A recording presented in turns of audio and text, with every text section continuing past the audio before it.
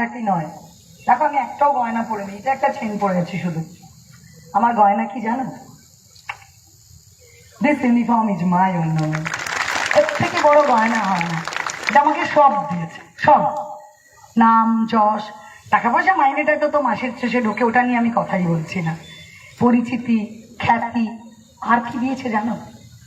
অনেকের জন্য কিছু না কিছু করার ক্ষমতা। যারা আমাদের কাছে আসে তাদের মুখে একটু হাসি ফোটাবার ক্ষমতা, তাদের সমস্যা সমাধান করবার ক্ষমতা। এটা অনেক বড় জিনিস, এর থেকে বড় অর্নামেন্ট হয় না।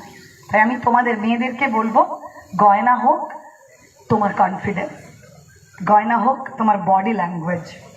রাস্তা দিয়ে যখন যাবে এমনি ছেলেরা ভয় পাবে, এতটাই কনফিডেন্স থাকবে, এতটাই ইচ্ছে শক্তি থাকবে, এতটাই শক্ত থাকবে নিজের পা দুটো, তোমাকে হেল্পের জন্য কাউকে লাগবে না। আর হ্যাঁ, একটা মাথার উপরে ছাদ, সেটা নিজের নামে হবে, নিজের টাকায় হবে। আর কোথাও লেখা নেই, আমি সব জায়গায় গেলে বলি, দেখো পাশে যে ছেলেগুলো বসে আছে ওদের কটা হাত? চারটে। আর তোমাদের পা, তোমাদের মাথা দুটো, ওদের না?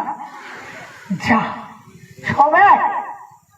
তাহলে ওরা ইনকাম করতে পারে, ওরা বাবা মাকে দেখতে পারে, ওরা ছেলে মেয়েকে দেখতে পারে, ওরা বউকে দেখতে পারে, তোমরা পারো না? পারবে তো? শুনতেই পাচ্ছি ইয়েস, পারবে। এবং ওরা হেল্প করবে। ওদেরও কি সুবিধা হবে জানো?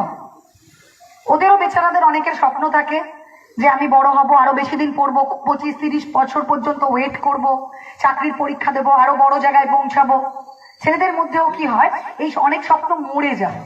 তার কারণ সংসারের চাপে, দায়িত্বের চাপে, বাবা মার দায়িত্ব নিতে হবে এই চাপে, বোনের বিয়ে দিতে হবে এই চাপে, ছেলে মেয়েকে দেখতে হবে, বউকে দেখতে হবে এই চাপে, বেচারারা হয়তো অনেক ছোট চাকরিতে অনেক আগে গিভ আপ করে দেয়, বা ছোট চাকরিতে সন্তুষ্ট থাকতে বাধ্য হয়।